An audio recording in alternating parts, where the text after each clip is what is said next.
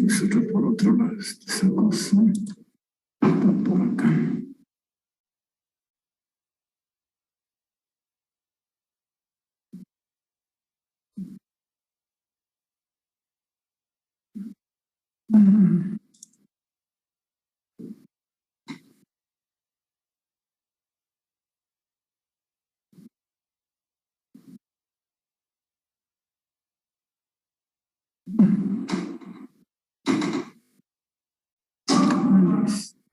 Ahí está.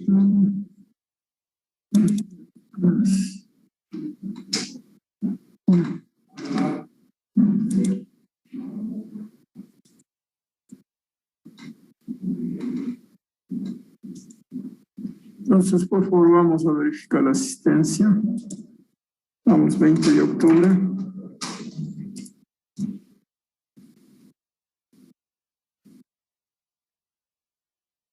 La señorita Montero. Buenas tardes, ingeniero presente. Buenas tardes, gracias. Señorita Narváez. Buenas tardes, ingeniero presente, por favor. Buenas tardes, gracias. Merchan. Buenas tardes, ingeniero presente. Buenas tardes, gracias. Gallardo. Buenas tardes, ingeniero presente. Buenas tardes, gracias. Oaquiza. Ingeniero, buenas tardes, presente. Buenas tardes, gracias. Pilamunga. Buenas tardes, ingeniero presente. Buenas tardes, gracias. Campos. Buenas tardes, ingeniero presente. Buenas tardes, gracias. Arulema. Buenas tardes, ingeniero presente. Buenas tardes, gracias. La señorita Oscullo. Buenas tardes, ingeniero presente. Buenas tardes, gracias. Barzola. Buenas tardes, ingeniero presente. Buenas tardes, joven. Bueno, gracias. Creo que están todos, ¿no es cierto? Bueno. Bueno, jóvenes. A ver, ¿qué han leído? ¿Qué preguntas tienen sobre el material que está en análisis?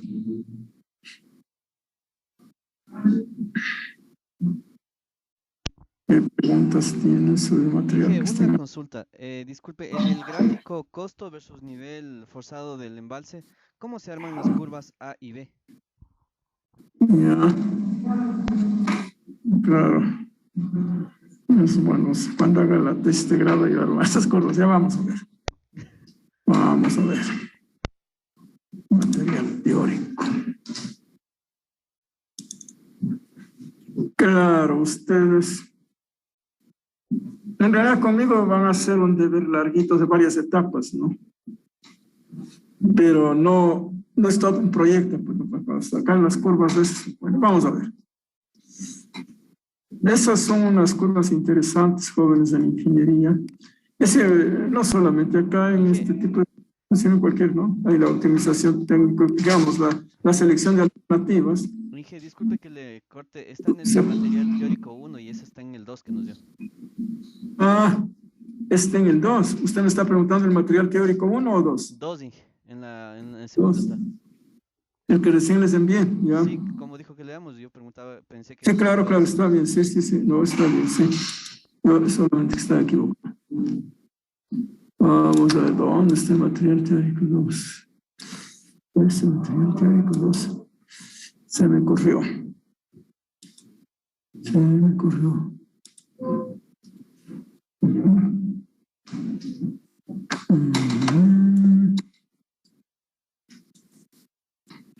Material teórico 2.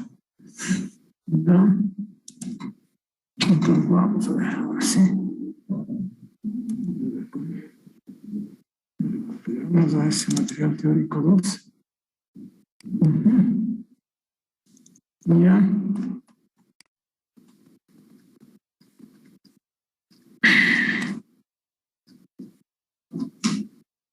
Hasta el final, entonces. Claro, estas son curvas típicas digamos, de una selección para una selección de alternativas cuando se comparan alternativas en las que pues de antemano no se puede establecer cuál de las dos tiene el mejor rendimiento económico. Por ejemplo, antes de pasar a esto, un caso que es un poquito más conocido para ustedes. Digamos, ustedes han hecho mecánica de fluidos. En mecánica de fluidos, ustedes, ¿no es cierto?, cuando estudiaron mecánica de fluidos, flujo en tuberías, ustedes estudiaron, por ejemplo, vieron ejemplos más bien de tuberías con bombas, ¿no es cierto?, con turbinas. ¿Sí se acuerdan? Bueno, entonces digamos que tienen ustedes una tubería con una turbina, ¿no es cierto? O con una bomba, puede ser, bueno, no pongamos con el turbina.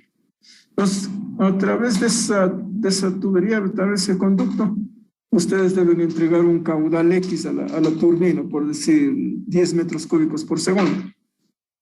Claro, entonces, allí, no sé, podría ser que hay varias opciones de diámetro, ¿no es cierto? De pronto puede ser el diámetro de 1 metro, de 1,50, de 2 metros, de 2,20, de 1,70, ¿no es cierto? Claro, hay que, de todas maneras, una vez que se selecciona el diámetro teórico, ustedes recuerdan, hay que ajustarle al diámetro del mercado, ¿no es cierto? Al que está disponible en el mercado. Pero de todas maneras, ¿cómo determinar ese diámetro teórico? Es la pregunta, ¿no es cierto? Eso es. Entonces allí precisamente va a ser necesario un análisis técnico-económico. ¿Por qué? Resulta ser que si yo, por ejemplo, digamos que es 10 metros cúbicos por segundo, si yo adopto una tubería de 1 metro, bueno, ahí la velocidad va a ser alta, ¿no es cierto? Va a ser casi cerca de 10 metros por segundo la velocidad. Alta en todo caso. Y claro, pero de 1 metro, en cambio, la tubería es pequeñita, va a costar barato, va a tener un costo bajo. Quiero decir, porque es un diámetro pequeño, pues, ¿no? Pero en cambio, siendo la velocidad alta, ustedes recuerden que las pérdidas de carga son función cuadrática de la velocidad, ¿no es cierto? En definitiva, son proporcionales a la carga de velocidad, es decir, a v al cuadrado sobre 2g.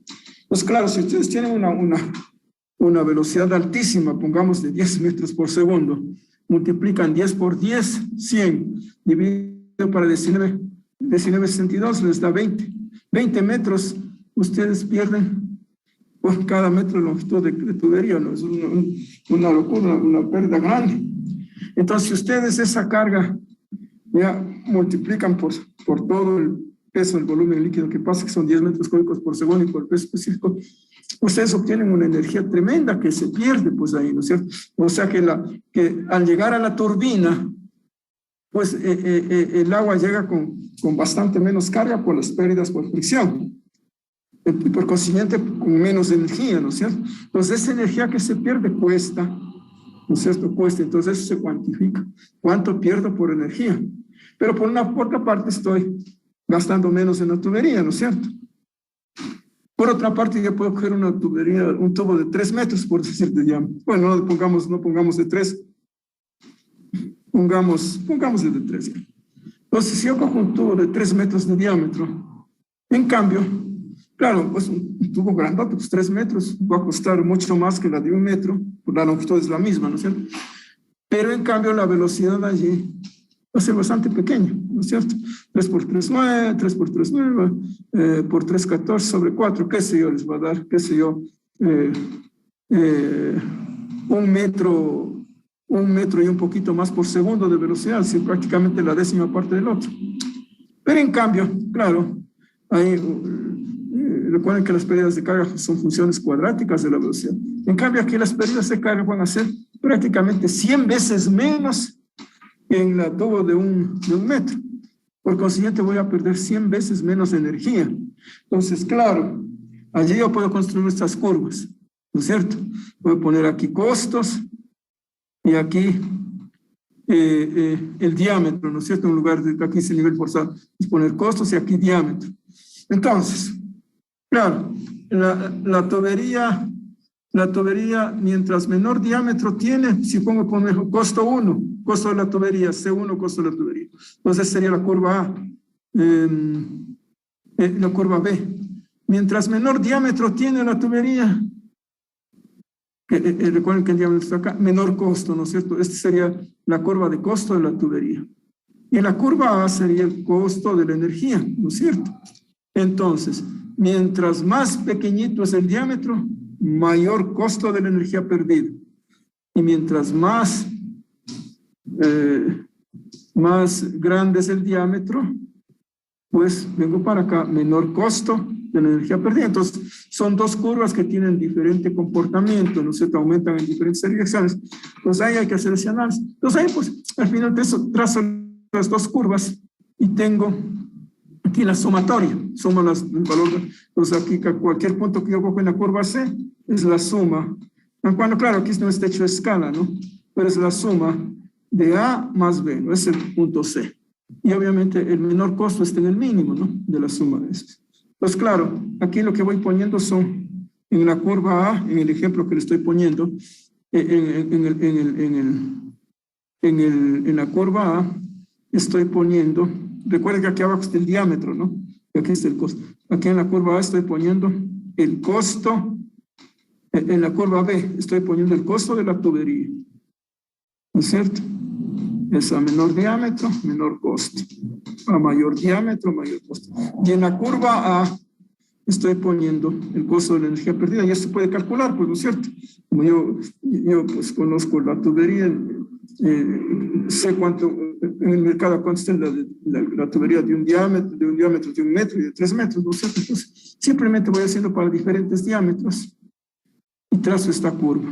Igual, los costos de pérdida de energía, que es B al cuadrado sobre 2G, ¿no es cierto? La pérdida es en energía específica unitaria, es decir, por unidad de peso de líquido, ¿no es cierto? Bueno, pues de esa manera se determinan los costos de los dos componentes, costo de tubería y costo de energía, y pues se suman los dos, ¿sí? Igual acá, en este caso se está optimizando no el diámetro, sino el nivel forzado de embalse.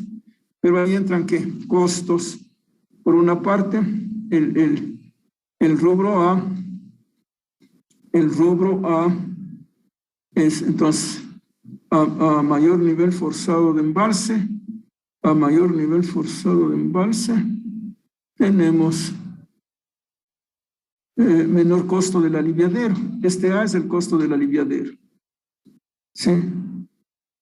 Mientras más alto es el nivel forzado de embalse, tengo más carga, por consiguiente el aliviadero va a ser más angosto. Y mientras más pequeño es el nivel forzado de embalse, voy a tener menor carga, por consiguiente el aliviadero va a necesitar ser más grande, más ancho, ¿no es cierto? Mayor costo. ¿Sí? Entonces A es el costo del aliviadero y B es el costo de la presa y de las áreas de inundación. Entonces, a mayor altura, a mayor nivel forzado de embalse, mayor altura de presa, mayor costo de presa, y por consiguiente mayores áreas inundadas, mayor costo de inundación. Entonces eso se va haciendo, jóvenes. Para diferentes niveles forzados de embalse, voy sacando las alturas de presa, y claro, hay que sacar los volúmenes pues, de presa, ¿no es cierto? Hay que sacar las áreas de inundación, obviamente, de la curva del área de espejo de aguas, las curvas de inundación, y por consiguiente cuántas hectáreas inundo y cuánto cuesta eso, ¿no es cierto? Eso, entonces suman los dos y tengo los puntos de la curva B para diferentes niveles forzados de embalse, ¿no es cierto? Es un trabajo simplemente hay que hacer el anteproyecto, pues, ¿no es cierto? Hay que tener los diseños para poder sacar volúmenes de obra y poder sacar costos, ¿no es cierto? Eso es, jóvenes. Si estamos. Entonces, por eso le decía, esas cosas usted debe trazar cuando haga la tesis de grado, ahí nos va a tener el proyecto completo. Pues ahí tiene para sacar todos los diseños, sacar los volúmenes de obra. Estamos, ¿está claro? Sí, Inge, muchas gracias. Ya. ¿Alguna otra pregunta?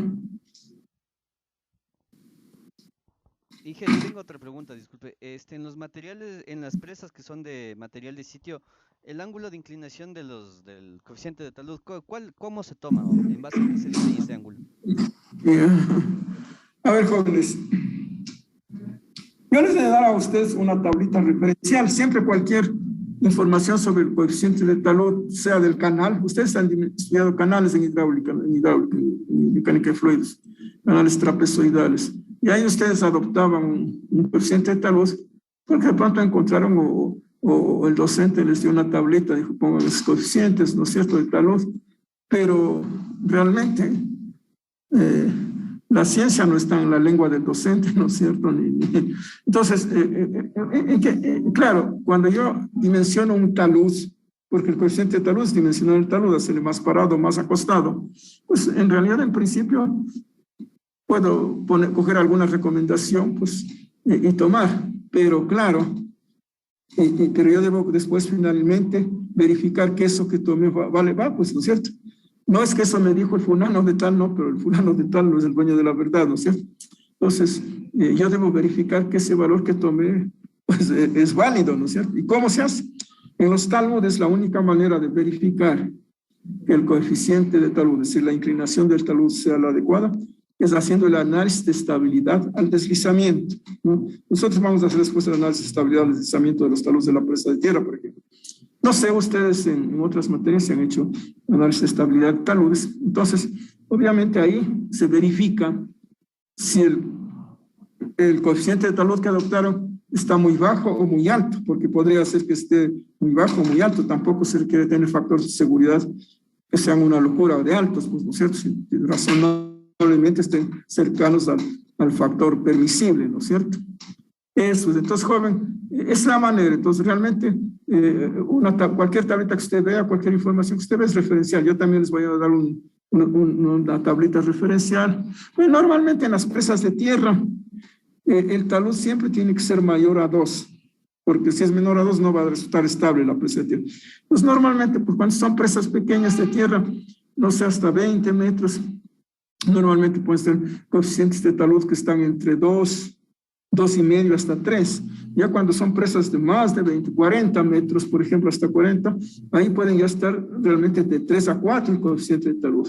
Y si yo tengo una presa de tierra de unos 100 metros de alto, pues probablemente va a tener los coeficientes de talud de 4, 5, o de pronto hasta más, ¿no? Entonces, claro, depende del alto de la presa, depende del material, pero de antemano, pues yo adopto, pues, o por la experiencia o porque veo una bibliografía o por recomendación, pero finalmente yo tengo que verificar cuando hago el análisis de estabilidad. Entonces ahí, pues, si pasó la estabilidad sin sobredimensionar ni sin subdimensionar, pues qué bien, ¿no es cierto? Pero ahí si no, pues hay que ajustar, ¿no es cierto? Hasta que el factor de seguridad al deslizamiento, tanto para combinación básica como para las combinaciones especiales de fuerzas, pase, ¿no? Pase. Yo les he de dar también a ustedes una tablita de factores de seguridad. Asimismo, los factores de seguridad normalmente, pues, bueno, hay algunas normas que tienen eso, ¿no es cierto?, para construcciones hidráulicas, pero normalmente depende del método de cálculo, ¿sí? Depende del modelo de análisis. Por ejemplo, ustedes sí deben haber hecho análisis de estabilidad, deslizamiento, supongo que están ya en el 7º nivel. Por ejemplo, con frecuencia, en alguna bibliografía todavía hay, se toma como indicador de corte del suelo que se está analizando, cuya estabilidad se está analizando, se toma un ángulo de fricción interna. Pues cuando es interno en las presas de tierra, vale. Pero, por ejemplo, si es una presa de hormigón cimentada en suelo, por ejemplo, ahí ya no vale el ángulo de fricción interna, porque obviamente el corte se produce no en el suelo, sino en el contacto de la presa con el suelo. Entonces ahí vale el ángulo de fricción externo, ¿no es cierto? Claro, pero hay, como digo, todavía algunos modelos de cálculo usan el ángulo de fricción interna y eso no es correcto porque ese no es el real, pues el real es el del contacto. Entonces, cuando usan el ángulo de fricción interna, están sobredimensionando la resistencia del suelo. Claro, y como ahí se está cogiendo un indicador de corte que no es el correcto, que es demasiado alto, pues obviamente el factor de seguridad tiene que ser altísimo, pues no, de 3, 4, ¿no?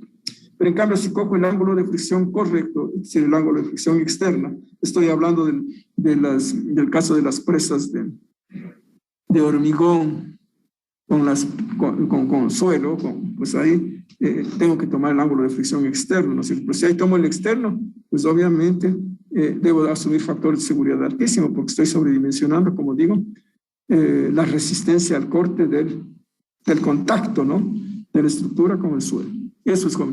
Entonces, también los factores de seguridad, por ejemplo, es otro tema que hay que tener cuidado siempre, ¿no? Verificar que el modelo que se usa, pues adopte los parámetros correctos, ¿no? Que el modelo que se usa sea validado en la práctica y que no cualquier modelo, por bonito que sea, de pronto está utilizando valores incorrectos de los indicadores de corte, pues de ahí hay que tener cuidado, ¿no? Para no subdimensionar una construcción, pues obviamente ni sobredimensionarla, ¿no? Eso es, jóvenes. Entonces, en cuanto al coeficiente de talud, pues precisamente la única manera de verificar es a través del análisis de estabilidad al deslizamiento. Preguntas, jóvenes. Inge, por si acaso, ¿solo se analiza siempre el deslizamiento o también el volcamiento? A ver, joven. Bueno, ya vamos a ver después cuando veamos presas de hormigón. Claro, en las presas de tierra no hay volcamiento, no hay deslizamiento porque el suelo, pues, propiamente no es un material sólido, ¿no es cierto?, que se desliza como un todo. Los taludes son al deslizamiento, obviamente, ¿no? Las estructuras son al volcamiento. Por ejemplo, una presa de un muro de hormigón puede ser al volcamiento, pero ahí, bueno, eso después hemos de explicar, jóvenes, porque ahora no me van a entender de pronto. Claro, yo he oído en personas de no creer, cuando hablo de profesionales, ¿no?, que por ejemplo dicen que una presa de hormigón a gravedad hay que analizar al volcamiento. Pues, y eso por decirlo menos es una ingenuidad, ¿no? Porque toda estructura que no admite esfuerzos de tracción en su perfil es imposible que se vuelque, imposible, ¿no? Es decir, si usted la mesa que usted tiene delante de usted, si usted no le levanta a la mesa y le empuja, pues no se va a volcar la mesa, es necesario que le levante, es decir, que genere esfuerzos de tracción abajo, en el lado del cual usted está, en las patas que están al lado suyo, que origine esfuerzos de tracción, es decir, levantándolo, y ahí se puede volcar. Pero si usted no genera esfuerzos de tracción, pues es imposible que se vuelque la mesa, ¿no es cierto? Entonces, claro, puedo hacer el análisis, pero es en vano porque obviamente no se va a volcar nunca, ¿no es cierto? Porque no hay tracción. Solamente las estructuras en las que hay tracción, muros, presas en las que hay tracción y por consiguiente no son a gravedad, solamente esas estructuras pueden volcarse, hay que verificarlas al volcamiento. Pero cuando en la condición de diseño está establecido que en esa estructura no hay tracción, pues es imposible que se vuelque, ¿no es cierto? Es imposible que se vuelque, es así de sencillo. Entonces, el ejemplo fácil es con la mesita que ustedes tienen. Ustedes, si le empujan aplastándole, imposible que se vuelque, pero si le empujan levantándole, es decir, generando esfuerzos de tracción, ahí sí se puede volcar. Entonces, cuando ustedes lean en alguna bibliografía, que no creo que haya, pero yo sí he oído a gente que dice así, profesionales, que una estructura que es a gravedad debe someterse a verificación al volcamiento, pues es un chiste, ¿no? Es un chiste, es una ingenuidad, ¿no? Obviamente puede hacer, ¿no? Pero obviamente que nunca le va a fallar porque no hay tracción, pues, ¿no? ¿Alguna otra pregunta, jóvenes? Dije la última pregunta, en estructuras de empresas no homogéneas, ¿cómo es el proceso constructivo? Porque los lados son como de un material y en el centro de otro. ¿Cómo se construye eso? ¿Se hace primero el centro y de ahí los lados o se va haciendo por capas? Por capas. Se va haciendo, el relleno siempre es por capas y se va seleccionando el material, los dos materiales. Son, claro, cuando usted ya me está haciendo adelantar cosas que son para después, joven, pero bueno, cuando usted ve esos núcleos, por ejemplo, usted se refiere al núcleo, ¿no es cierto?, de una presa, Sí. de una material del lugar, el núcleo que es impermeabilizante. Claro, no son solamente dos capas, no son solamente dos materiales del núcleo y el otro material de los espaldones que se llama de la presa, sino que siempre jóvenes, siempre de los siempre, cuando hay rellenos o suelos, rellenos de presas de material lugar, donde están en contacto dos materiales de diferente granulometría, uno de granulometría fina, por ejemplo, arcilla, limón, y el otro más gruesa, no se graba. Bueno, necesariamente en el contacto entre esos dos materiales debe haber un elemento de transición granulométrica. Es decir, si ustedes entre la grava y la arcilla, estamos hablando de presas que están sometidas a la acción del agua, ¿no? Que no es lo mismo de una construcción seca.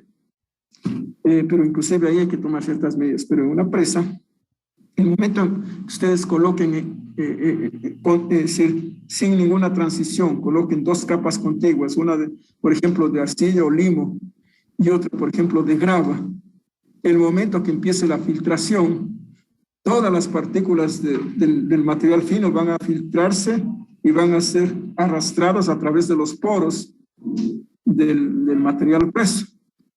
Y obviamente eso va a terminar haciendo colapsar pues la construcción en poco tiempo, las consecuencias consiguientes. Pues siempre en una presa, en un relleno que va a estar bajo acción del agua, es decir, del flujo de filtración, necesariamente debe haber una transición granulométrica que permita transitar de un diámetro pequeño a un diámetro grande paulatinamente. Esos elementos de transición granulométrica, jóvenes, no sé si ustedes en vías de pronto sí vieron, porque ahí hay drenajes, y es igual, el drenaje es un elemento de granulometría gruesa que está en contacto con un suelo de granulometría fina, pues probablemente ustedes ya vieron eso en vías. Hay que poner estos elementos de transición granulométrica que se llaman filtros invertidos. Pues probablemente no es la primera vez que escuchan, un filtro invertido, ¿no? Es un elemento formado por suelos no cohesionados, pero que van incrementando su granulometría, ¿no? De una granulometría pequeña hasta la granulometría gruesa que ya está en contacto con el otro material. Entonces, cuando construyen una presa con núcleo, no solamente hay el material del núcleo y el material de los espaldones, que es de la presa, sino que además siempre hay unas capitas de estos filtros invertidos, ¿no? De estos elementos de transición granulométrica. Entonces, el proceso constructivo es bastante tedioso, requiere bastante atención, cuidado, para no de pronto no cometer algunos desvíos en la construcción, algunos errores que después podrían significar graves problemas, inclusive el colapso.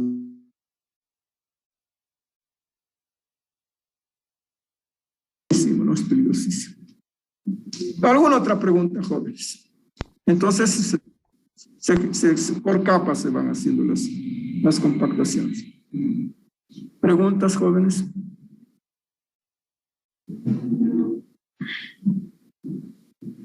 Bueno, jóvenes, no hay preguntas. Bueno, entonces vamos a pasar a la siguiente parte, a la que está en análisis, a la que les he enviado hoy día.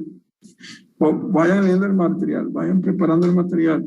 Jóvenes, nosotros prácticamente después de la suficiente semana ya tenemos prueba.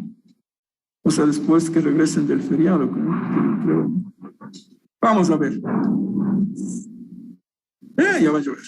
Vamos entonces a empezar con el material teórico 2.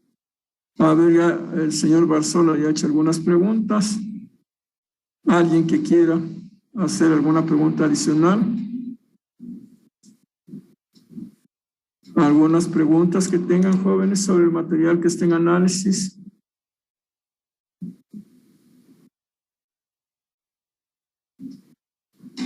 ¿Preguntas, jóvenes?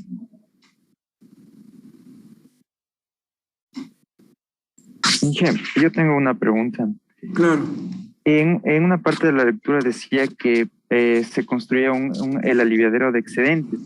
Para construir el aliviadero de excedentes, o sea, ¿qué obras se deben construir antes del aliviadero? Esa es una. Y la otra, es cuando se va a construir la presa, o sea, para bajar el nivel del agua se debe construir un cauce para desviar el río, para poder construir. Para eso no se construye tal vez porque yo he visto que saben colocar, o sea, como un pequeño muro de enrocados para que el agua no dañe la estructura. No sé si eso sí es factible o no. A ver, jóvenes, vamos primero por partes.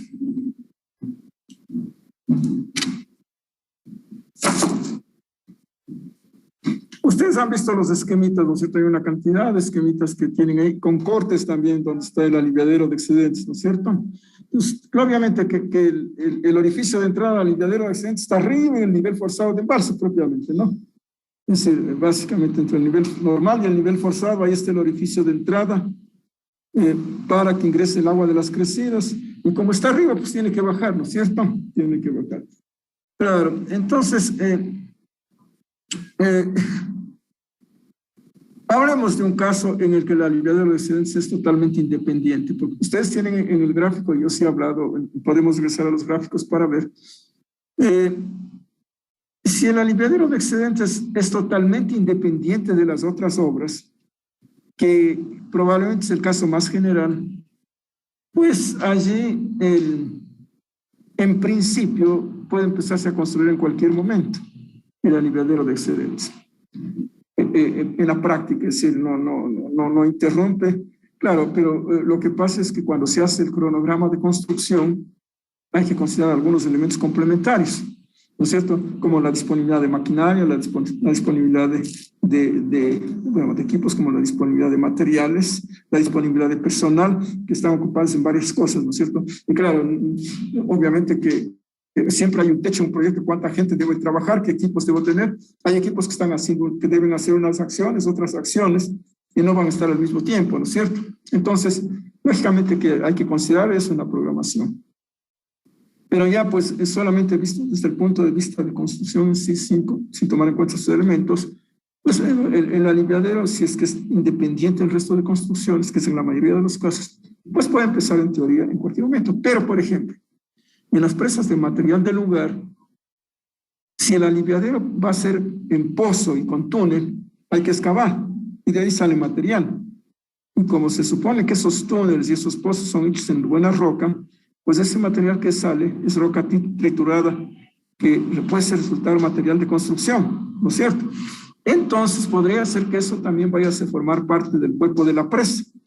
¿Se da cuenta? Entonces eso significa que de pronto, en algunos casos, si se va a hacer un aliviadero con conducción cerrada, es decir, con pozo y túnel, o también si se va a hacer superficial, dependiendo del material que se necesite para la construcción, podría ser que se construya simultáneamente con la presa, o inclusive se empiece un poco antes de la presa para tener el material de construcción para la presa. Sí, cuando se hacen presas de material del lugar, es deseable utilizar en lo posible todos los materiales de excavación, que sean aptos, por cierto.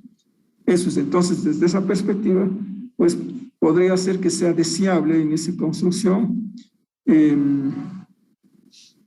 empezar en el aliviadero de excedentes igual que la presa o un poco antes para poder contar con esos materiales. Ahora, vamos por acá. Vamos a irnos al material teórico 1, ahí deben haber unos gráficos que ustedes ya han visto y que están relacionados con la pregunta. A ver, jóvenes.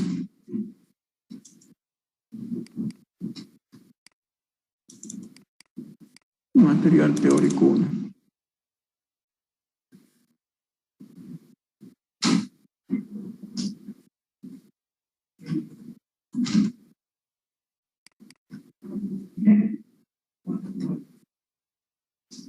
Vamos a ver primero la parte que estamos hablando.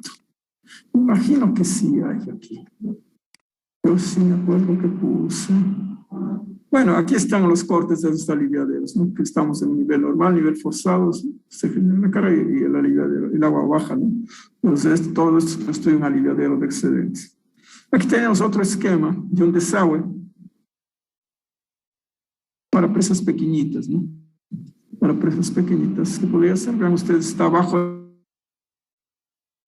que se construye primero aquí el aliviadero antes de la presa, porque la presa se pone después, porque siempre el aliviadero, las estructuras en general, se construyen en suelo firme, en suelo natural, quiero decir, y por consiguiente no se puede poner el relleno de la presa. Si está bajo la presa, quiere decir que esto se construyó primero, y después sobre eso se construyó la presa, ¿no? Bueno, entonces es otro tipo.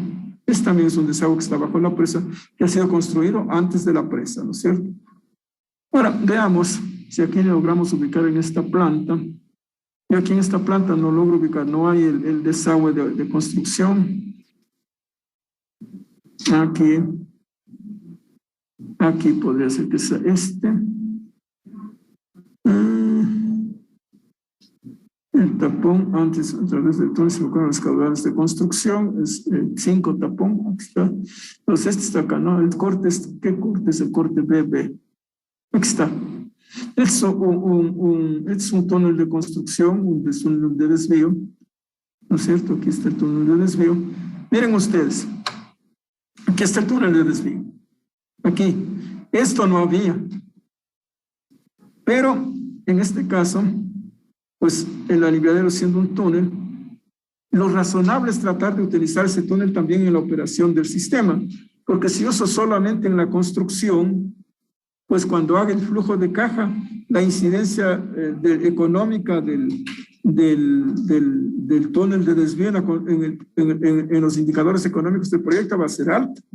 Y claro, va a desmejorar los indicadores económicos. Pues por esa razón siempre se tiende a que este túnel que originalmente fue de construcción, es decir, para desviar el agua del río desde acá, es este de acá, después sirva como obra permanente, en este caso como aliviadero de excedentes. Vean ustedes, este es el túnel original que sirvió para desviar el agua del río. Y después se construyó el pozo, se puso un tapón acá, ya esto dejó de ser túnel de desvío, pues ya se desvió el agua en tiempo de construcción, y lo que se sirve es de aliviadero de excedentes. Entonces aquí está, jóvenes, aquí está el ingreso, aquí está el portal de entrada, es una excavación, ¿no? Lo que digo portal de entrada es una excavación de entrada para que ingrese el agua del río mientras se construye, venía así, y ahora se colocó aquí un pozo, y a través de ese pozo ingresa las crecidas, ¿no es cierto?, de la forma como está acá, se evacúan. Entonces este túnel sirvió para las dos, tanto para la etapa de construcción como para la de operación, y por consiguiente se mejoran considerablemente los indicadores económicos del proyecto, ¿no? Eso es con. Ahora, usted me dice, claro, ¿y cómo desvío este río? Pues sí, aquí pongo el hueco para que entre el agua, pero el agua va a seguir por acá, ¿no es cierto? Entonces, claro, ahí se construyen lo que usted me llamaba, no sé, se construyen unos muros pequeños, unas presas pequeñitas. O sea, como decir esta presa, pero chiquititas, ¿no? Se construyen por acá en el cauce, donde está el cauce, bueno, se construyen se llaman ataguías, se construye de material del lugar. Generalmente se usa el material de las laderas, ¿no? Que se está excavando, porque hay que excavar, ¿no? Hay que evacuar todo el material que es malo, que es meteorizado, que es fisurado altamente. Entonces este material tiene que ser desalojado de las laderas. Entonces se aprovecha, como eso se hace con explosivos. Hay constructores bien especializados en eso que ponen los explosivos de tal manera que los fragmentos de roca fruto de las explosiones caen exactamente en el sitio deseado, ¿no? Eso hay gente que se especializa. Entonces lo que hacen es usan explosivos para evacuar la roca mala. Esa roca cae en el cauce y cierra el cauce. Bueno, después ya pues con otra maquinaria se colocan otros materiales que se tienen listas, impermeabilizantes y cosas, y de esa manera se construyen estos muros o presas pequeñitas que sirven para retener el agua y para obligar a que se desvíe hacia el túnel de desvío, ¿no? Entonces aquí debió haber originalmente, de pronto aquí, ¿no? Esta parte que está el rabito de la presa, de pronto esto fue un ataguía. Y lo mismo acá abajo, ¿no? Porque acá sale el agua y también no debe regresar. Entonces aquí también debió haber un ataguía una taguilla para abajo, este de acá, con frecuencia forma parte después del cuerpo de la presa, con frecuencia. Pero en otras ocasiones, pues simplemente antes de cerrar el túnel de desvío se desaloja el material, ¿no?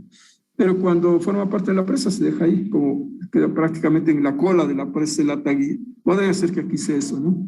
Pero siempre, joven, hay de lado y lado esos cierres para impedir que el agua ingrese al área de construcción y se pueda desviar, porque no solamente hay que desviar, sino impedir que el agua ingrese al área de construcción. Claro, pero de todas maneras siempre ingresa, aunque sea por filtración. Pues siempre están funcionando ahí equipos de bombeo para evacuar el agua que ingresa y liberar el área de construcción pues del agua, ¿no? Y además abatir el nivel freático para que baje lo máximo, todo lo necesario a fin de que no origine problemas en los procesos constructivos. ¿Estamos? ¿Alguna pregunta adicional, jóvenes? Disculpe, tengo otra preguntita. O sea, con el tema de los sedimentos, o sea, yo leía también, o sea, fuera de la lectura que nos envió, o sea, el agua, o sea, que va después de la presa, o sea, aguas abajo, la que ya no retiene sedimentos, es un agua un poco más, o sea, es más erosiva para el cauce del río. Y decían que justo por eso fue lo que se ocasionó el problema en el río, en lo que hubo el socavón, en el río, ¿cómo es? Exacto. Entonces, mi estimado joven. Mi estimado joven. Yo les he comentado, el análisis de esos proyectos tiene que ser integral, ¿no? Tiene que ser integral. Es decir, en la formulación de estos proyectos intervienen verdaderos ejércitos de especialistas de diferentes niveles. Y yo pues en mi vida he sido director de 3 proyectos al final, ¿no? Ya en la parte culminante de mi vida profesional, antes de dedicarme a la docencia. Y claro, 2 de ellos han sido grandes. Un proyecto más grande que un proyecto limítrofe como el Perú, que finalmente colapsó porque el señor Maguad quiso así cuando terminó regalándole al Perú a más de lo que ya nos habían quitado, terminó regalándole las aguas que nos pertenecían, pero bueno, es otra cosa. Entonces ahí había un proyecto interesantísimo que permitía desarrollar todo, no sé si ustedes conocen la frontera, en la frontera entre cuando se va a Perú por la vía de Huaquillas. Ustedes ven que está en toda una zona desértica del Ecuador, ¿no? Eso debía regarse con esas aguas que nos pertenecían y que teníamos, de hecho, que lo habíamos logrado por vía diplomática y cosas, y que estaba en marcha. Cuando vino este señor Maguad, cuando firmó la paz con el Perú, terminó regalando eso también, ¿no? Eso ya fue lo inaudito, porque ya lo que nos quitaron, bueno, nos quitaron, pero que encima de eso les regalemos el agua. Nosotros teníamos para desarrollar más de 50,000 hectáreas, pues esa agua se perdió. Bueno, ese era un proyecto grande, interesante. Entonces ahí, imagínense, había veces que teníamos nosotros 3 pisos en un edificio grande, 3 pisos trabajando a full con consultores. Entonces ya se puede imaginar la cantidad de consultores. Aquí me daban el proyecto Pau, que así mismo trabajaban con 2, 3 pisos en edificios grandes de acá de la 10 de agosto, donde tenían Cinecel, ¿no? Por la 10 de agosto San Gregorio. Eso es. Entonces, nosotros teníamos asimismo un proyecto, en el proyecto Guayabamba. Ustedes conocen el edificio Cofieg, que es frente al Hotel Quito, al Hotel Colón. Ahí teníamos 2 pisos. Entonces, son grupos grandes de profesionales. Lo mínimo que están cuando están haciendo, no está full el trabajo, pues de pronto son 20 ingenieros, ¿no es cierto? Y demás. A lo que quiero llegar, joven, es que debe ser integral los análisis, ¿no es cierto? Porque, perdóneme, si el cuadro de contrato y coge 4 pelagatos y pone que le hagan un proyecto, van a quedar como la cantidad de vacíos, porque ahí faltan especialistas, ¿no? O sea, no es que se necesita mientras más gente haya, sino que además tienen que ser especialistas. Entonces, joven, aquí es importante, claro, lo que usted dice es cierto, pues el agua todo flujo tiene su capacidad de transporte, que se llama, ¿no? De sedimento. Es decir, si nosotros ponemos agua limpia en el comienzo de un canal, pues esa agua tiene una tremenda capacidad erosiva hasta llenar su capacidad de transporte. Entonces va a erosionar el cauce del canal hasta que llegue a su capacidad de transporte. Es decir, la cantidad que puede transportar de sedimento a esa velocidad con ese caudal. o capacidad de transporte, pues ya no erosiona más. Y si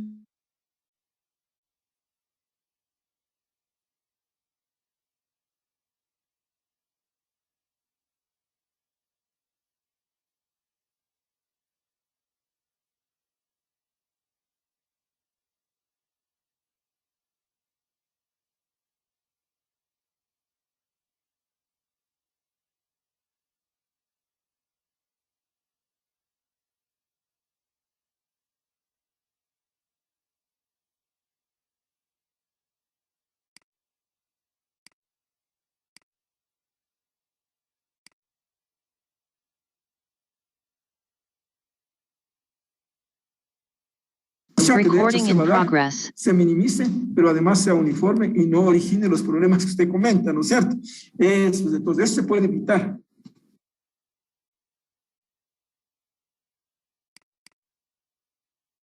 Esas cosas en Coca, yo le voy a decir por qué. Nosotros no teníamos preparado el proyecto Coca para construir. El proyecto Coca debió haber sido todavía terminada su fase de factibilidad y su diseño definitivo. Y eso no había. Sí, no había eso.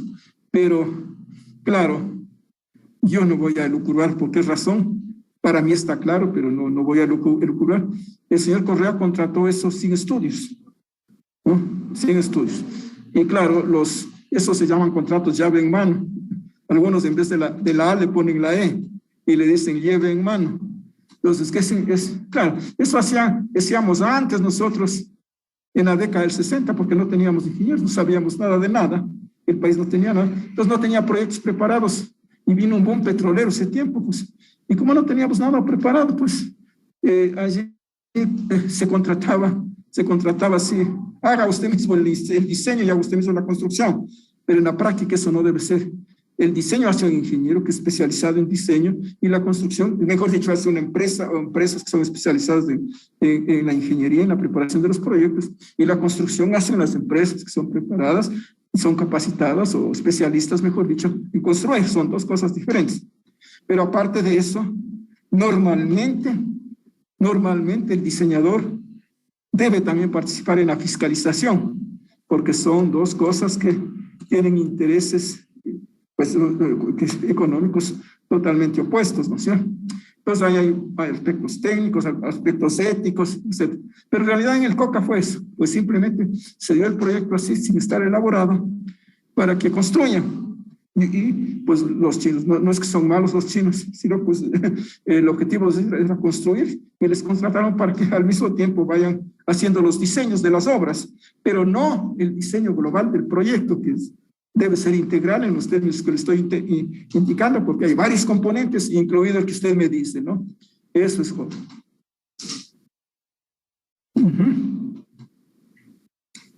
¿Alguna otra pregunta, jóvenes? ¿Alguna otra pregunta?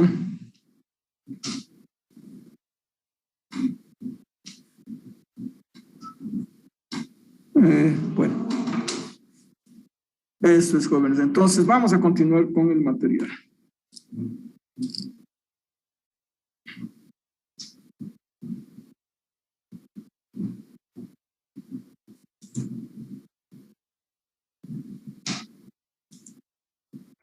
Vamos a ver.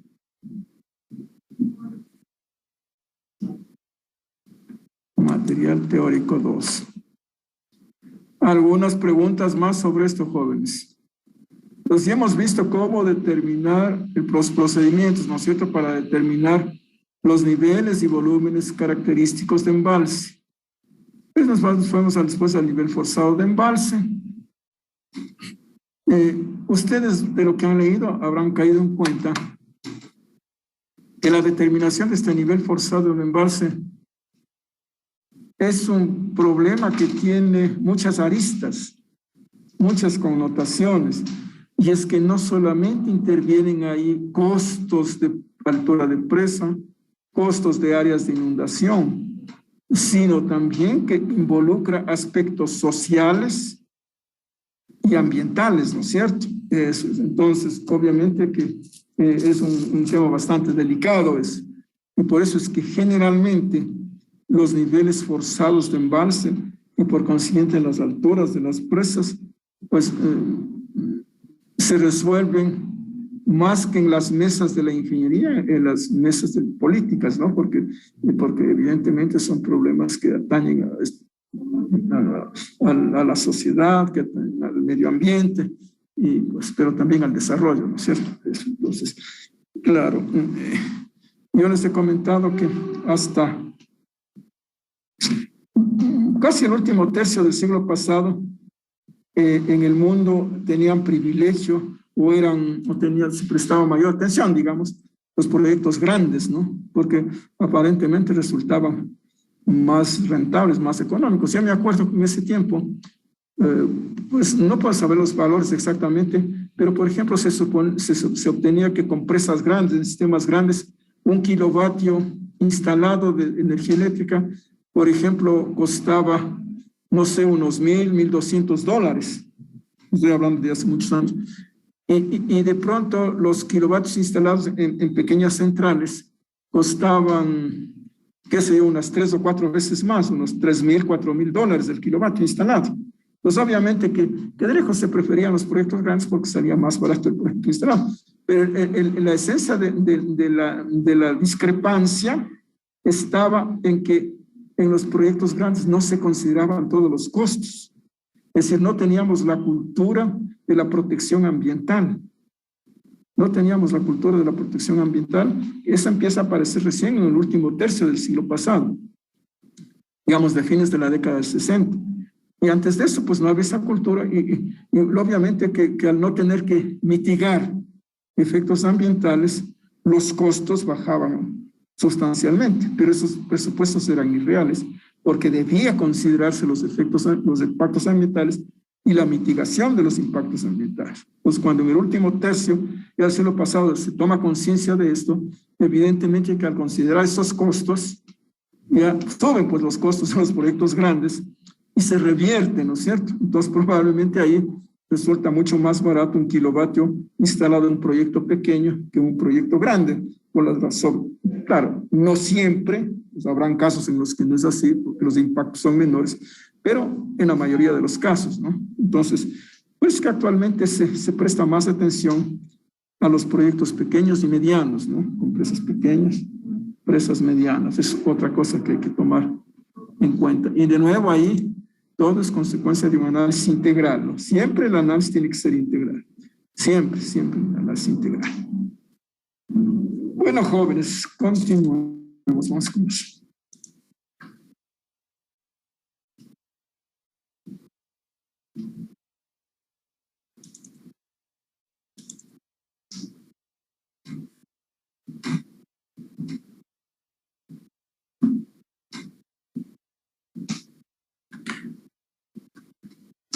Revisaron este cuadrito, jóvenes, con este resumen de las diferentes obras y los objetivos. Respecto a ese cuadrito, ¿hay alguna pregunta? A este cuadrito están las obras fundamentales, las básicas, ¿no? Que forman parte de un sistema de regulación. ¿Alguna pregunta sobre ese cuadrito?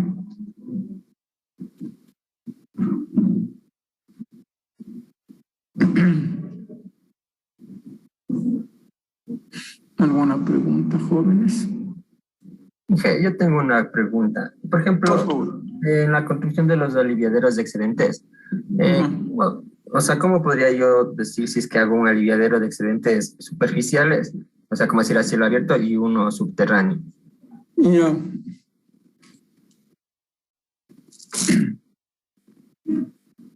Joven, yo siempre que observo, cuando pongo a revisar un plan de tesis, generalmente los detalles casi que no presto atención.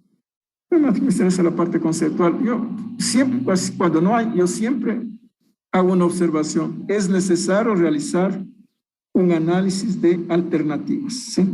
Siempre en la ingeniería, siempre. Puede ser que hayan casos excepcionales de proyectos bastante pequeñitos en los que aparentemente todo está claro, que no haya necesidad de hacer alternativas. Pero sobre todo en esos tipos de proyectos siempre es necesario plantear alternativas y comparar alternativas. Entonces, claro, finalmente con esos análisis técnico-económicos y otro tipo de análisis que pueden ser sociales, políticos, finalmente se selecciona la mejor alternativa, que es la que se va a diseño. Nosotros vamos a ver en algún momento las etapas de un proyecto, que es en general, pero en particular de estos. En general, todo proyecto tiene varias etapas, ¿no? Tiene una etapa, pues digamos, del perfil, cuando se hace una formulación general de lo que se podría hacer con esto, ¿no es cierto? Y cómo, más o menos. Después viene la prefactibilidad, que es una etapa en la que normalmente se usa la información existente a nivel regional, escalas que existen en el Instituto Geográfico Militar, información geológico-geotécnica regional que existe también en las instituciones estatales. Muy poco se usa información nueva, se hacen visitas, pues cuando son proyectos grandes se hacen vuelos, no sé, reconocimiento, y se usa información hidrológica que disponible en el INAMI, información climatológica disponible en el INAMI, es decir, nada nuevo, ¿no? O muy poco nuevo. Y con eso se formulan alternativas que pueden ser del proyecto. Y claro, ahí se seleccionan unas 2, 3, y esas pasan a la factibilidad. Y en la factibilidad hay propiamente ya un análisis más detallado de las alternativas. Ahí, entre la prefactibilidad y la factibilidad, ya se hace investigación de campo específica antes de empezar la etapa nueva de estudios. Se hacen investigaciones geológico-técnicas, se hacen levantamientos topográficos a mejor escala, se aumenta la información hidrométrica, no sé si se ponen más estaciones hidrométricas para obtener mayor información, es decir, ya se genera información propia del proyecto, información básica, para que sirva, en definitiva, para plantear estas alternativas con mayor conocimiento, compararlas y de entre ellas seleccionar la mejor alternativa. Entonces, cuando se hace estos análisis, se hacen alternativas del proyecto y variantes de las obras. Entonces, una obra puede tener varias variantes. Por ejemplo, el aliviadero de excedentes, casi siempre, el que se adopta finalmente es consecuencia de la comparación de varias variantes. Las alternativas en general, yo digo, del proyecto y las variantes de las construcciones de las obras del proyecto. Entonces, mi estimado joven, es así. Dependiendo, obviamente que cualquier alternativa que se plantee tiene que estar, o cualquier variante que se plantee, tiene que guardar armonía, tiene que estar en concordancia con las condiciones geológico-geotécnicas, con las condiciones topográficas, obviamente, ¿no es cierto? Sí, con las condiciones físicas, en definitiva. Entonces, se plantean esas alternativas, esas variantes, se las compara y entre ellas se selecciona una.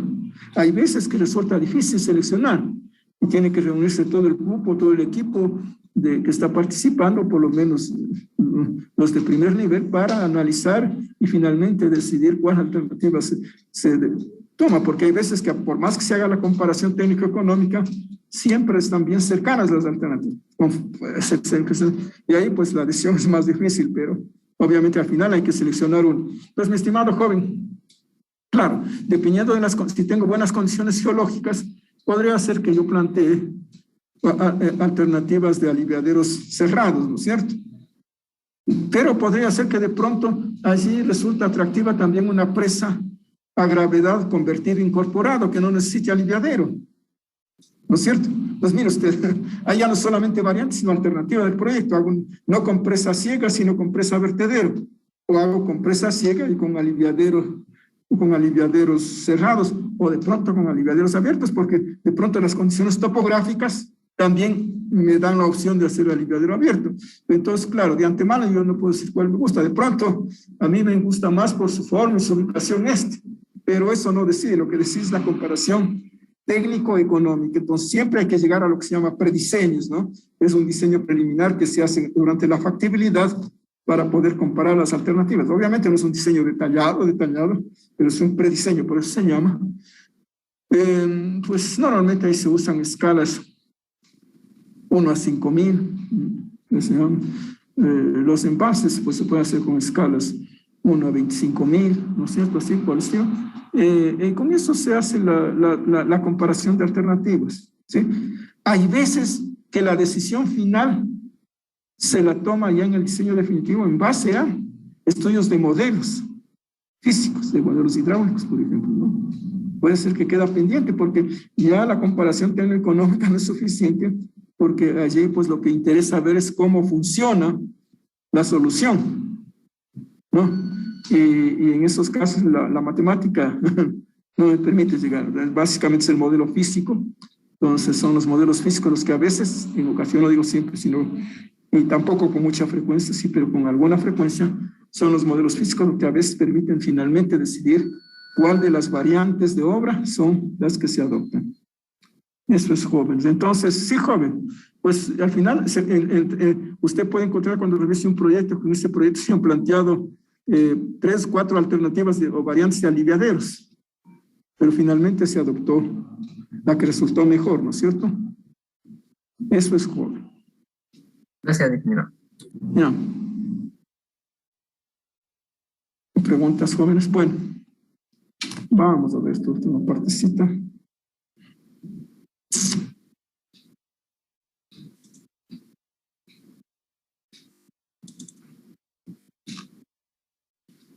Veamos el nivel de importancia un poco para tratar de... Yo creo que no es un tema que está totalmente desarrollado, pero está indicado el marco de referencia general y tratemos un poquito de entender mejor qué es el nivel de importancia y cómo se lo define más que nada, ¿no? Porque qué es... Entonces, a ver, por favor. A ver, ¿quién nos da aquí la mano? A ver, empecemos. Por favor, señorita Montero, si nos ayuda con una lectura pausada del punto 142, nivel de importancia de las construcciones hidráulicas. Jane, las construcciones hidráulicas tienen diferente nivel de importancia, dependiente de factores como su aporte a la economía nacional, regional o local, el impacto y los riesgos por su salida de operación o su destrucción, las condiciones geomecánicas del macizo de cimentación, la carga, el costo. El nivel de importancia que se asigna a una obra hidráulica incide en A. La magnitud de los factores de seguridad. B. La profundidad y el grado de detalle de las investigaciones para la elaboración del proyecto. C. La calidad de los materiales. D. La probabilidad de ocurrencia de caudales. E. El tiempo de servicio, vida útil.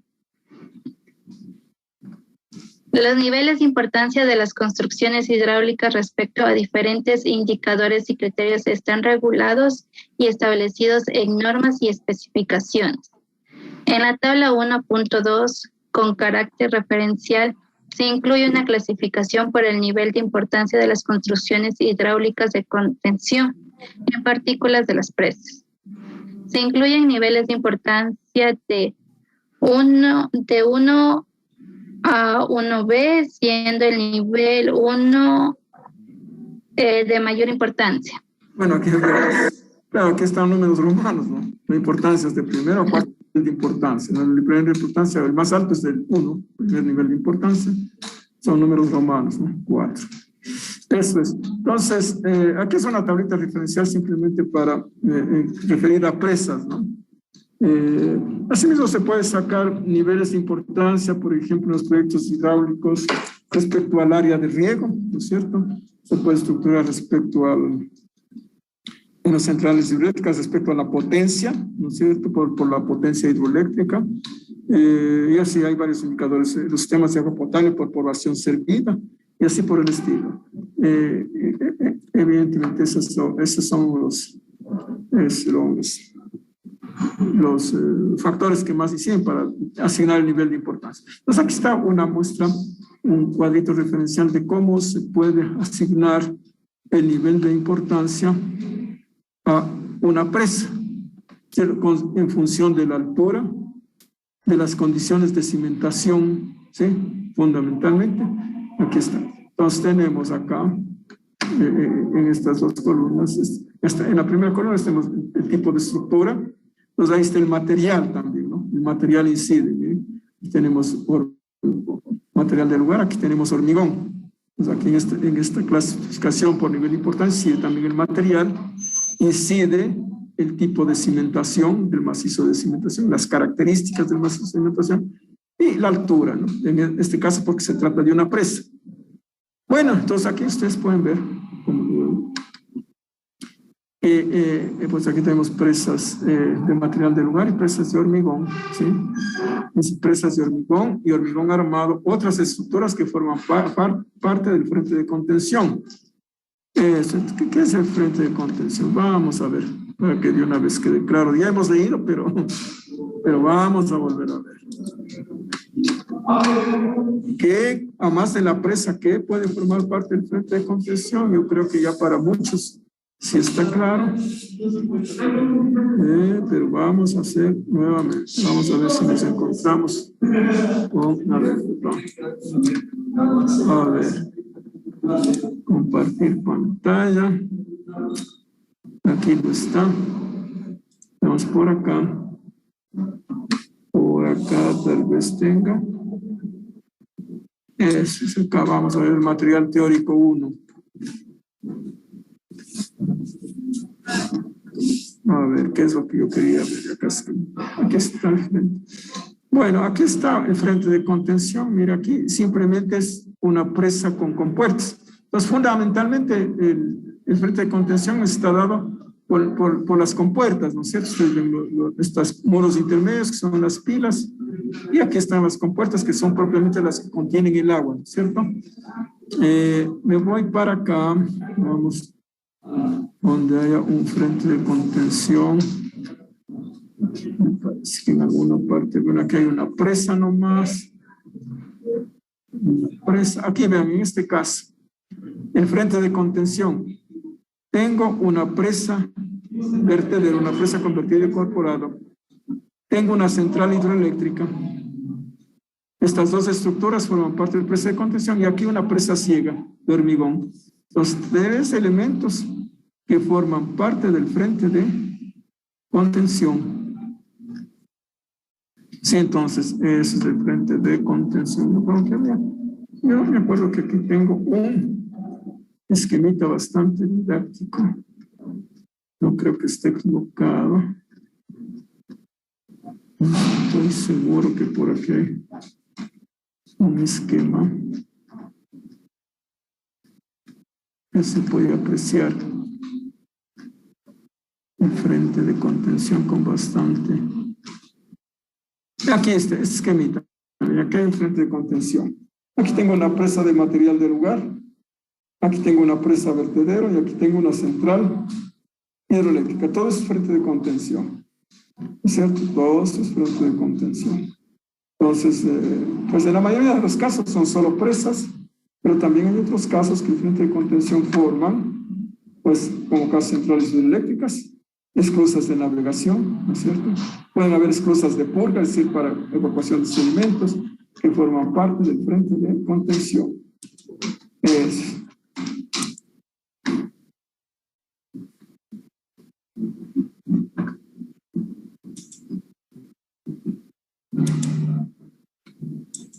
Bueno, entonces estábamos viendo acá en los niveles de importancia de las presas, ¿no? Pues la presa de material lugar, presas de hormigón, hormigón armado, otras estructuras que forman parte del frente de contención. Pues siempre estamos hablando de construcciones de hormigón o hormigón armado. Elementos sumergidos de la central hidroeléctrica, esclusas de navegación, muros. Eso es cuando forman parte del frente de contención, entran en esta misma clasificación. Entonces, veamos. Aquí en la segunda columna tenemos la calidad del macizo de cimentación, el tipo. Tenemos roca, pero además tenemos suelo arenoso de granometría gruesa, arcilloso duro y semiduro. Ustedes tienen una clasificación de las arcillas por la consistencia, ¿no es cierto? Hay como 6 clasificaciones tipos. Los duro y semiduro entran en este grupo. Suelos constituidos por arcillas plásticas saturadas. Estamos con 3 tipos acá. 3 tipos de macizo de cimentación. Desde el más resistente hasta el menos resistente. Y aquí vean, aquí hay este nivel de importancia. Pues para el nivel de importancia 1, cuando está en roca, pues las presas de más de 80 metros tienen nivel de importancia 2. ¿No es cierto? Cuando está en este tipo de suelo, de granulometría grueso, arenoso, y en arcillas duras y semiduras, pues entre 65 y 80 está el nivel de importancia 1. Y cuando estamos hablando de suelos, arcillas plásticas, pues para que sea de nivel de importancia 1, pues normalmente son menores de 50 metros, ¿no? Menores de 50 metros, mayores, perdón, a 50 metros, mayores de 50 metros, son de nivel de importancia 1.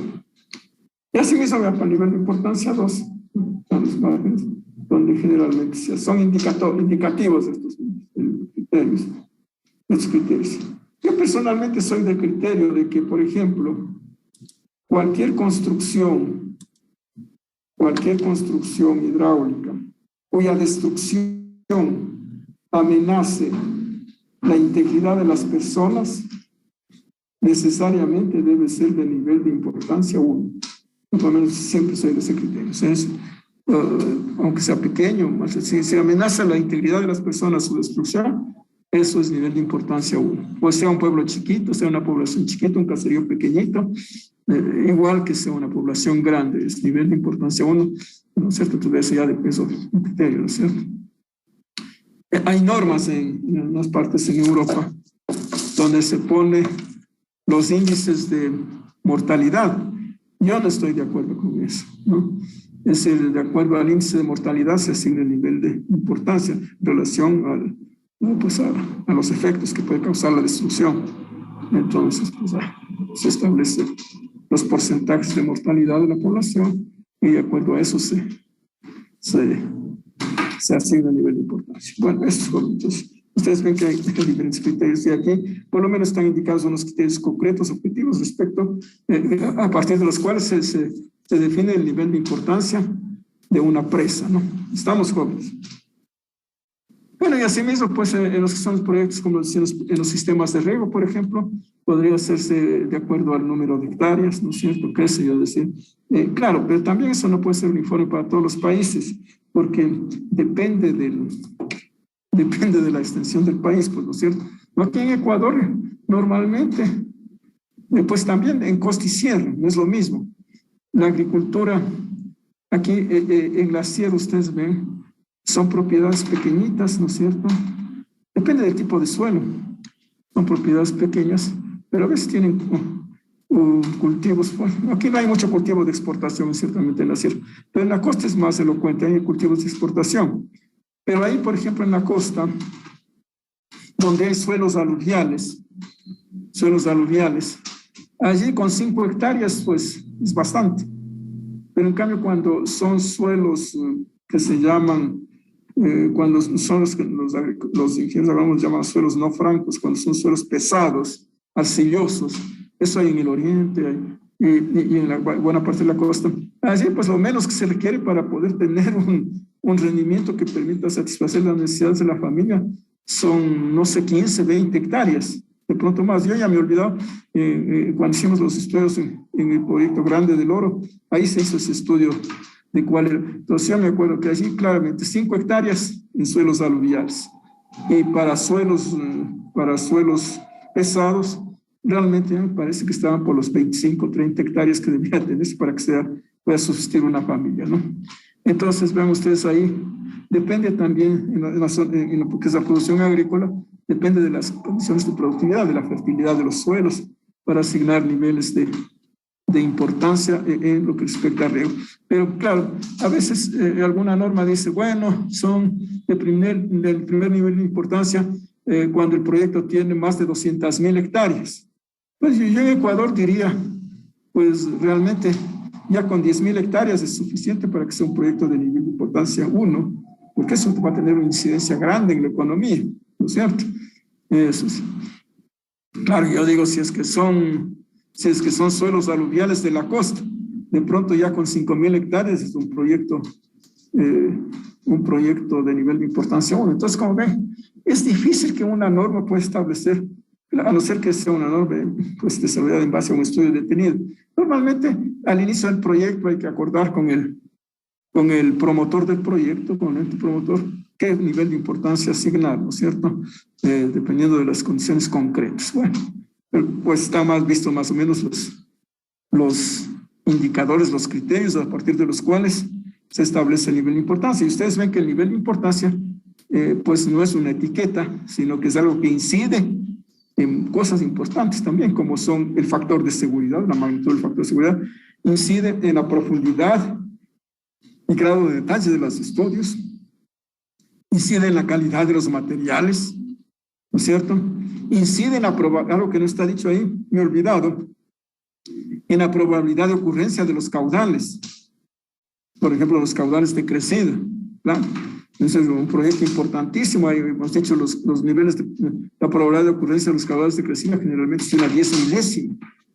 En cambio, en proyectos pequeños, pues podría ser de una centésima, del es decir, periodo de retorno de 100 años. Y los otros son periodos de retorno de 10.000 años, ¿no es cierto? Pues también incide, yo me he olvidado en esta lista, hay que indicar la probabilidad de ocurrencia de los caudales de crecida. ¿Sí? Entonces, inciden cosas fundamentales que a su vez se traducen en costos, ¿no es cierto? Porque no es lo mismo diseñar un aliviadero para un caudal por decir, de 10.000 metros cúbicos que para hacerlo para uno de 500 metros cúbicos, que de pronto es para una probabilidad de ocurrencia del 1%, ¿no es cierto? O del periodo de retorno de 100 años, comparado con el de 10.000 años. Claro, pero los riesgos son mayores. Eso es, jóvenes. Entonces, hay muchos elementos en los que incide el nivel de importancia que se asigna a algún proyecto, fundamentales, ¿no? Que en definitiva se refieren no solamente a la seguridad, a la confiabilidad de las estructuras, sino además a su costo, ¿no? Bueno, jóvenes.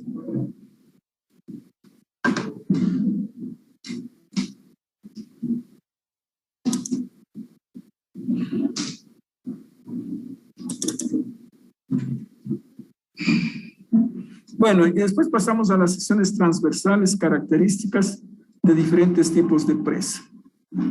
Vamos a ver.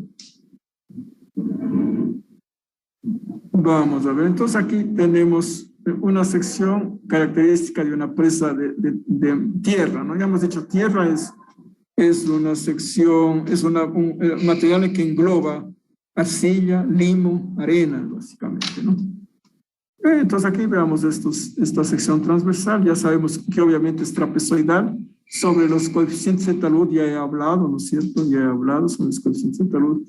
Lo que sí hay que anotar que normalmente siempre el talud aguas arriba es más acostado que el talud aguas abajo, ¿sí? Es más acostado que el talud aguas abajo.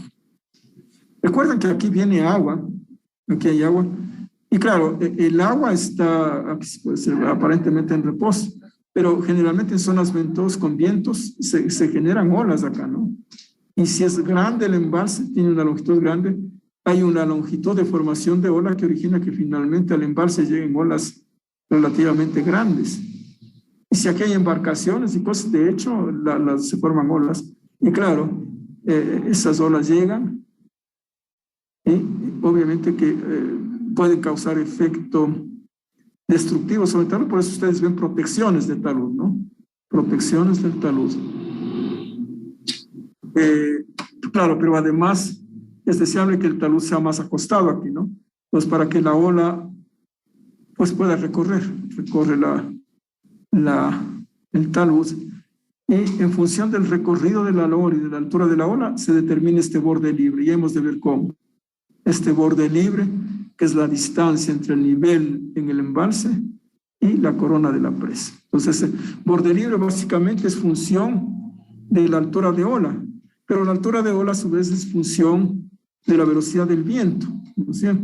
Pues claro, ustedes saben que el viento también es un parámetro aleatorio, un parámetro climático, igual que los caudales, ¿no es cierto? Pues ustedes saben, hay estaciones climáticas donde se mide la velocidad del viento y se sacan series multianuales, ¿no es cierto? Eso, entonces así se pueden sacar vientos con probabilidad de ocurrencia de una centésima, de una milésima, de una 10.000ª, es decir, con periodos de retorno de 100 años, de 1.000 años, de 10.000 años. Se pueden sacar los vientos también, y de acuerdo a eso adoptar el viento de diseño, ¿no es cierto?, que en estos casos permite determinar el borde libre las presas.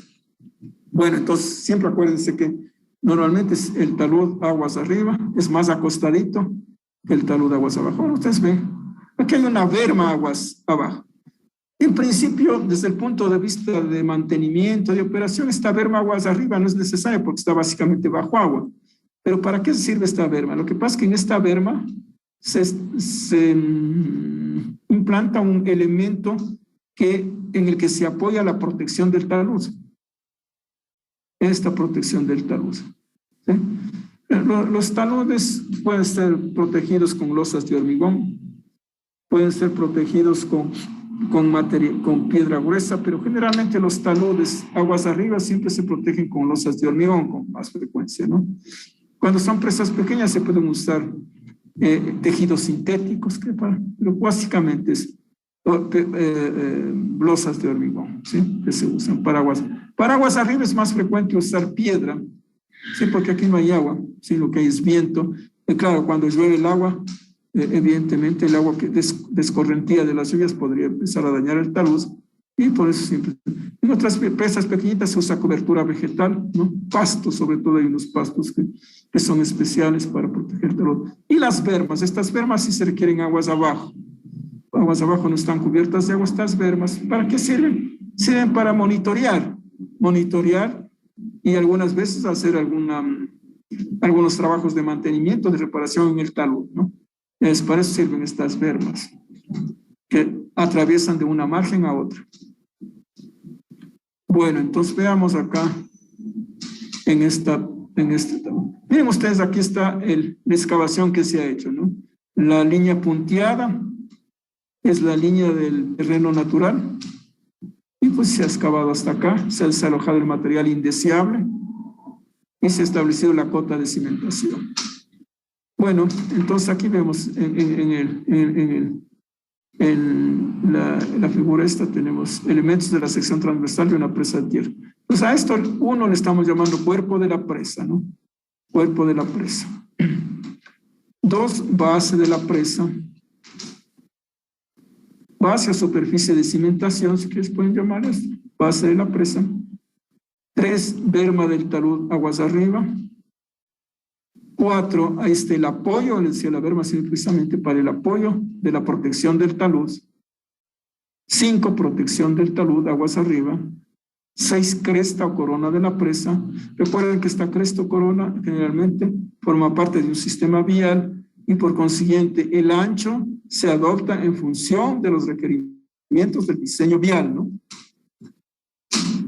7, protección del talud aguas abajo frente a los agentes atmosféricos, lluvias, vientos fundamentalmente. 9, drenaje. Este es 9, drenaje. Es un trapecio de drenaje. Los drenajes siempre deben utilizarse en las presas. Después hemos de ver otros tipos de drenaje. Este es un drenaje trapezoidal que se usa, es deseable cuando hay material en el lugar. ¿De qué está hecho este drenaje? Está hecho de material grueso, piedra, grava, no sé, ante piedra fundamentalmente. Pues básicamente es una presa chiquita al pie de la presa, ustedes ven, es un trapecio que atraviesa de lado y lado a la presa, en el pie de la presa. Claro, eso sirve para evacuar ordenadamente el agua. Recuerden que aquí está agua filtrando y el agua sale por acá. Entonces, con este drenaje se protege a la presa y se logra que la línea piezométrica, que es la línea del agua de filtración más alta, baje, ¿no? Baje con el drenaje. Porque si se mantiene muy alta, esas fuerzas de acción hidrodinámica desestabilizan el talud. Eso hemos de ver cuando hagamos análisis de estabilidad de talud. Entonces, este es un talud trapezoidal. Hay otros tipos de talud que hemos de ver después de esa oportunidad, simplemente aquí estamos viendo esquemáticamente una sección típica de una presa. ¿Sí? Entonces, jóvenes, hace poco les hablé de la transición granulométrica. Por ejemplo, si aquí yo tengo arcilla, se supone que aquí, como no hay elemento impermeabilizante, se supone que el suelo de la presa es arcilla o limo arcilloso, porque si no debería necesitar un núcleo o una pantalla para impermeabilizar. Pero como no hay elemento impermeabilizante, quiere decir que este suelo es poco permeable, es decir, se trata de una arcilla o de un limo arcilloso, es decir, un suelo fino.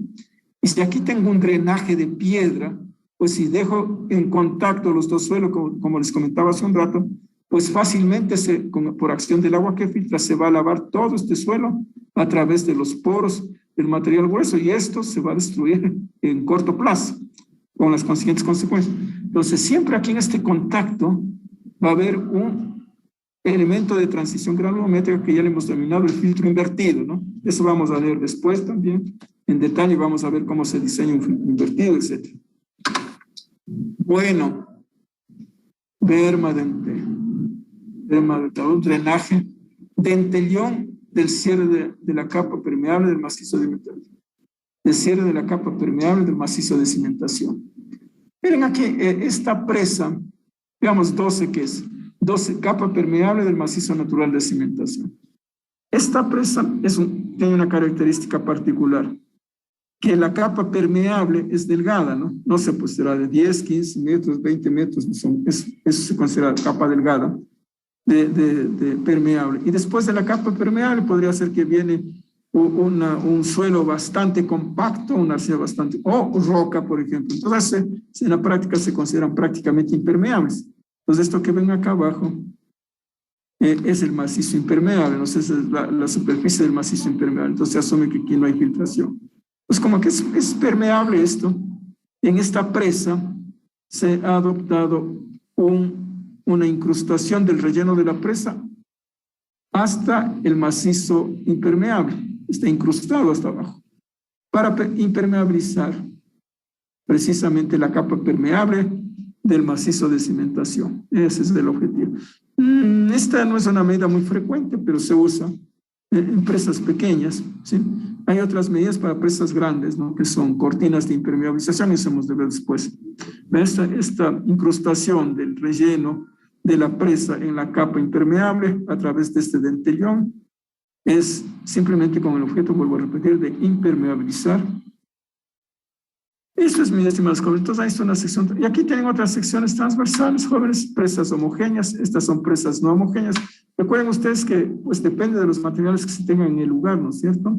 Pero siempre hay elementos de transición granulométrica.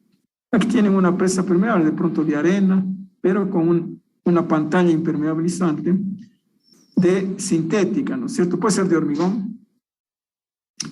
En cambio, acá tienen una pantalla impermeabilizante de material del lugar, que puede ser arcilla, limo arcilloso, ¿no es cierto? Y acá un núcleo impermeabilizante, así mismo, núcleo, limo arcilloso. Y acá un elemento rígido, que puede ser hormigón, por ejemplo, hormigón armado. Pero esto se usa, no es muy frecuente, porque el trabajo mecánico entre un elemento rígido y un elemento flexible, como es el suelo, pues es bastante complicado de interpretar. Y no hay modelos que permitan hacer análisis confiables, sobre todo en presas altas y medianas, ¿no? Pues, no muy frecuentemente se usan los diafragmas.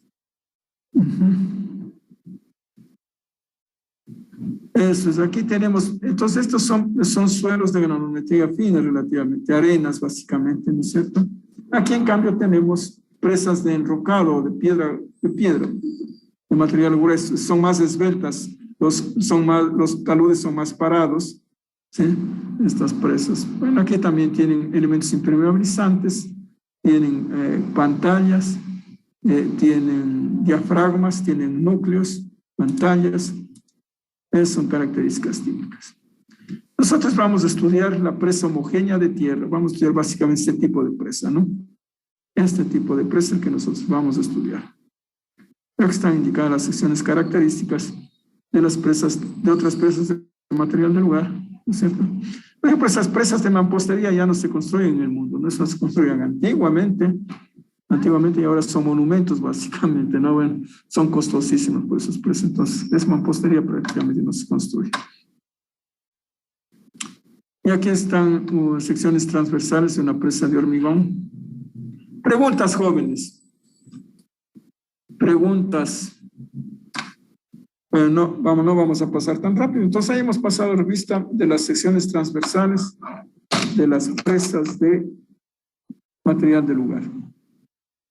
Eso es, por favor, para continuar la próxima clase con las secciones transversales de las presas de hormigón, ¿no es cierto? Pues no vale amontonar todo, entonces, porque es importante tener una visión más o menos, que digamos, consciente de los de los elementos fundamentales en las secciones transversales. Más o menos creo que de las de material de lugar, al menos de las de tierra, está más o menos detallado y creo que ustedes más o menos ya tienen una idea, ¿no es cierto?, de cuáles son los elementos que están conformando la sección transversal. Después vamos a ver las presas de tierra un poco en detalle.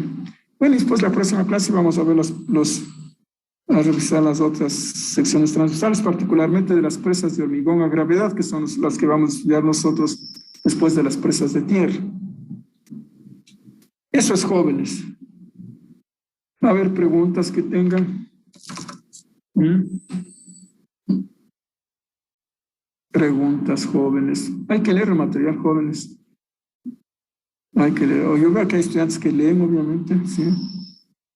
Hay estudiantes que lean el material, lean otras fuentes, si quieren, pues hagan preguntas. Justamente en eso radica la formación, ¿no? La formación. Yo tengo una propuesta bibliográfica para ustedes que voy mejorando cada vez, pero a veces ustedes encuentran fallas, cosas, ¿no es cierto? Pero es una propuesta bibliográfica que trato de redactar en los términos más asequibles posibles, ¿sí? Y hay que usar, ¿no? O sea, no se encuentran fuentes bibliográficas nomás así asequibles, ¿no? Por ejemplo, aquí en la biblioteca de la universidad hay un libro de estructuras hidráulicas que, pues, por más que la autora, pero realmente es vacía para un estudiante, no da mayor información, no da mayor cosa, y procedimientos de análisis en absoluto no hay. Entonces, eso a un estudiante prácticamente no le sirve, ¿no? ¿Sí? Entonces, de lo que se trata es de eso, de ir viendo y aterrizando, haciendo aterrizar a la teoría en ejecuciones prácticas, por lo menos las más fundamentales, obviamente, como les decía algún estudiante, no es que vamos a hacer aquí un proyecto, pero sí algunos componentes de un proyecto, ¿no es cierto? Preguntas, jóvenes. Bueno, jóvenes, si no tienen preguntas, vamos a terminar la clase. Si no tienen preguntas, vamos a terminar la clase. Y con ustedes nos vemos la próxima semana. A ver, jóvenes, ¿cómo les va con esos deberes chiquitos? El entrenamiento que están haciendo. ¿Ah?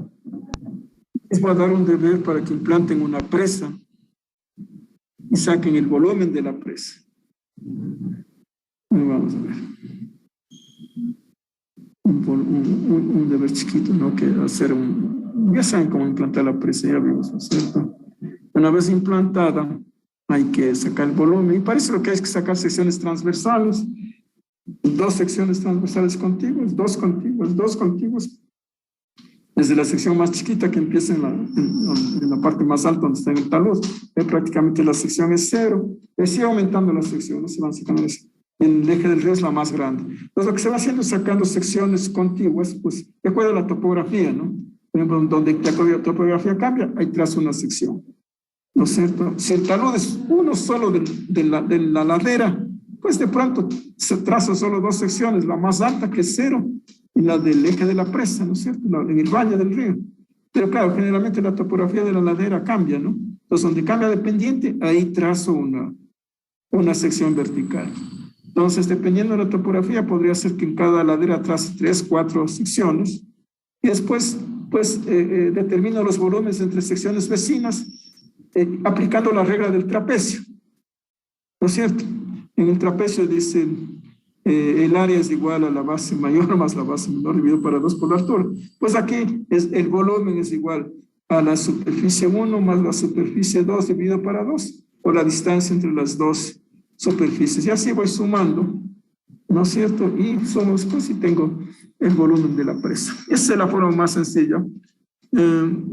Hay otras formas en las que se usa lo mismo, pero ya pues con algún factor de ajuste.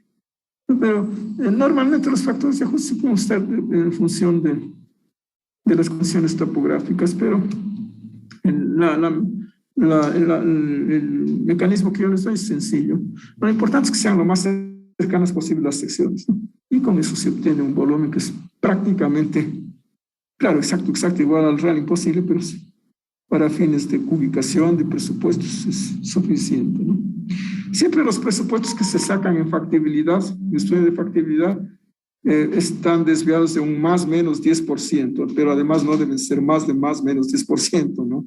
Ese es el valor de la factibilidad, que debe dar una ubicación segura y costos que no difieran en más del 10%, en más menos, obviamente. Y siendo así, pues normalmente los estudios de factibilidad sirven ya para licitar las obras. Y mientras tanto están haciendo los diseños, pero con los resultados de la factibilidad, con los diseños de factibilidad, se licitan las obras, ¿no? Porque los procesos de licitación, cuando se hace honestamente, cuando se hace transparentemente, duran largo.